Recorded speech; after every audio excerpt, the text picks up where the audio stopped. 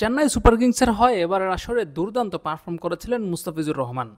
পুরো আইপিএল জুড়ে তিনি পারফর্ম করেছেন দুর্দান্ত যতক্ষণ তিনি খেলেছিলেন। মুস্তাফিজুর রহমান আইপিএলের মাঝপথে বাংলাদেশের সিরিজ থাকার কারণে চলে এসেছিলেন এবং এর পরের সময়টাতে মুস্তাফিজকে দারুণভাবে মিস করেছে চেন্নাই সুপার কিংস। এই মুস্তাফিজকে আগামী মৌসুমেও নিজেদের ঘরে রাখার জন্য চেষ্টা করবে চেন্নাই সুপার কিংস, যদি বাংলাদেশের পক্ষ থেকে তাকে পুরো আইপিএলের জন্য ছাড়পত্র দেওয়া হয়। এবারের মৌসুমে মুস্তাফিজকে পুরো আইপিএলের জন্য ছাড়পত্র দেওয়া হয়নি, যার কারণে মুস্তাফিজের শেষ দিকে না থাকার যে অভাবটা সেটা বেশ হারে হারে টের পেয়েছে চেন্নাই, এবং সেই কারণে কিন্তু তারা আইপিএলের এবারের আসরে শীর্ষ 4 নিশ্চিত করতে পারেনি।